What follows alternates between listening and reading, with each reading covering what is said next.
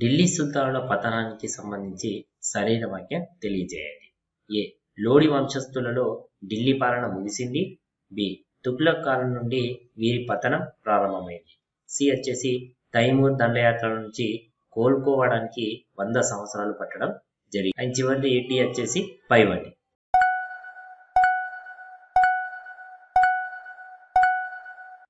ఇందులో జవాబు వచ్చేసి ఢిల్లీ సుల్తానుల పతనానికి గల కారణం ఏంటంటే లోడి వంశస్థులలో ఢిల్లీ పాలన ముగిసింది. ఢిల్లీ సుల్తానుల కాలంలో లోడి వంశం అనేది చివరి వంశం. అండ్ తుగ్లక్ కాలం నుండే వీరి పతనం అనేది ప్రారంభమైంది. తైమూర్ దండయాత్ర నుంచి కోలుకోవడానికి కనీసం 100 సంవత్సరాలు పట్టింది. ఓకే, ఇందులో జవాబు వచ్చేసి డి పైవండి. ఢిల్లీ పతనం తర్వాత ఏర్పడిన స్వతంత్ర రాజ్యాలు ఏవి? ఏ. విజయనగర రాజ్యం. బి. బహుమనీ రాజ్యం. సి. కాకతీయ రాజ్యం. మరియు చివరిది ఏ మరియు బి.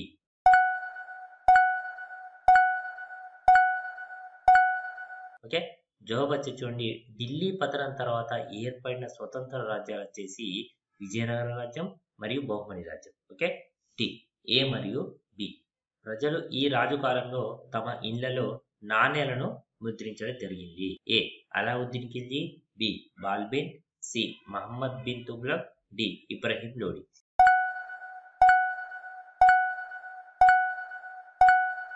ఇందులో జవాబు వచ్చి చూడండి. మహమ్మద్ బిన్ తుగ్లక్ కాలంలో తమ ఇళ్లలోనే ప్రజలు నాణేలను ముద్రించడం జరిగింది. జవాబు వచ్చేసి సి. ఈ క్రింది సంఘటన అలావుద్దీన్ ఖిల్జీకి చెందినది. ఏ. గుర్రాలకు ముద్రణ వేయడం. బి. రాజధాని మార్పిడి. సి. ఖిల్జీ వంశస్థాపన. డి వచ్చేసి పైవన్.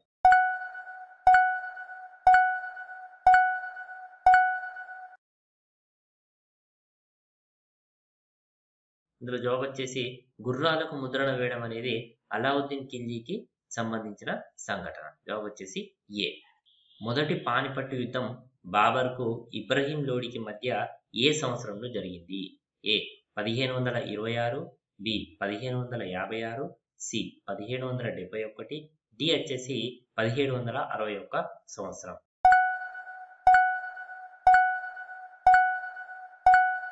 ఓకే, ఇందులో జవాబు వచ్చేసి చూడండి. మొదటి పానిపట్టు యుద్ధం అనేది బాబర్కు మరియు ఇబ్రహీం లోడికి మధ్య జరిగింది 1526 సంవత్సరంలో. మొదటి పానిపట్టు యుద్ధం అనేది బాబర్కు మరియు ఇబ్రహీం లోడికి మధ్య జరిగింది. ఓకే, జవాబు వచ్చేసి ఏ. మధ్య యుగంలో దక్షిణ భారతదేశంలో ఆవిర్భించిన రాజ్యం ఏమిటి? ఏ. కళ్యాణి చాళుక్యులు. బి. యాదవులు. సి.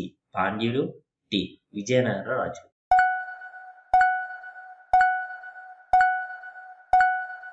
జవాబు వచ్చేసి మధ్యయుగంలో దక్షిణ భారతదేశంలో ఆవిర్భవించిన రాజ్యం విజయనగర రాజ్యం. ఓకే, జవాబు వచ్చేసి టి.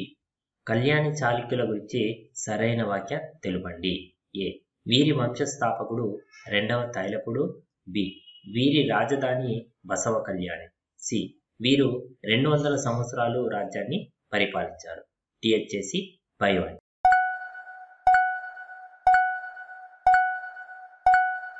జవాబు వచ్చేసి కళ్యాణి చాళుక్యుల వంశస్థాపకుడు వచ్చేసి 2వ తైలపుడు.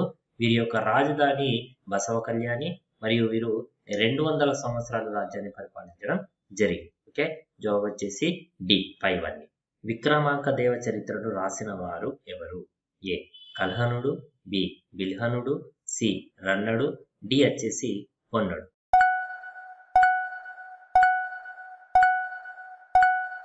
ఓకే, జవాబు వచ్చేసి చూడండి. బిల్హణుడు విక్రమాంక దేవ చరిత్రను రాశాడు. ఓకే, జవాబు వచ్చేసి బి. కళ్యాణి చాళుక్యుల గురించి సరైన వాక్యం తెలుపండి. ఏ. వీరు విద్యా కేంద్రాలను ఘటికలు అనే విద్యా సంస్థలను స్థాపించారు. బి. వీరు జైన హిందూ మతాలను రెండింటిని పోషించారు. సి. వీరి కాలంలో శైవ మత శాఖ ప్రాచుర్యం పొందింది. డి పైవన్.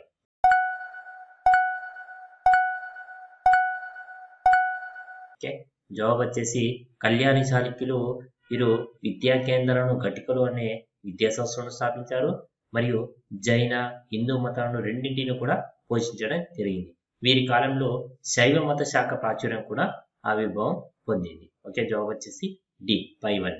యాదవుల గురించి సరైన వాక్యం తెలపండి. ఏ.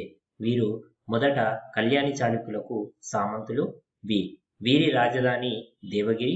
సి వచ్చేసి ఏ మరియు బి.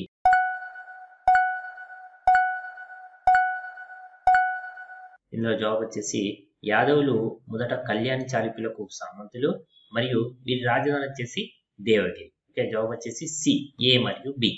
యాదవ వంశ స్థాపకుడు ఎవరు? ఏ బిల్లమ, బి షియోగ, సి తైలవుడు, డి వచ్చేసి కృష్ణుడు.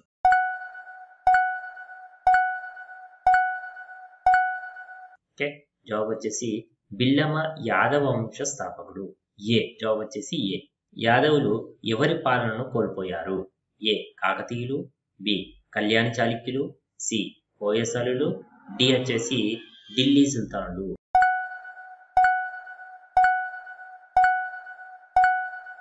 ఓకే, ఇందులో జవాబు వచ్చేసి యాదవులు అనేవారు ఢిల్లీ సుల్తానుల పాలనను కోల్పోవడం జరిగింది.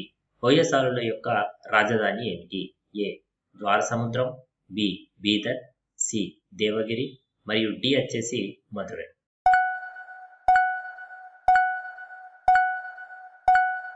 ఓకే, ఇందులో జవాబు వచ్చేసి హోయసాలుల యొక్క రాజధాని ద్వారసముద్రం. జవాబు ఏ. హోయసాలులు ఎవరికి సామంతులు? ఏ చోళులు, బి కళ్యాణ చాళుక్యులు, సి యాదవులు, డి పాండ్యులు. ఓకే,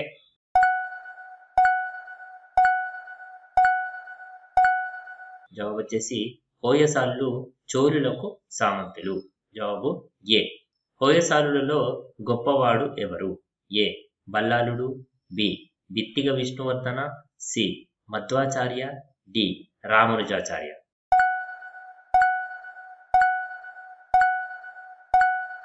ఓకే, జవాబు వచ్చేసి హోయసాలలో గొప్పవాడు బిత్తిగ విష్ణువర్ధన. జవాబు బి.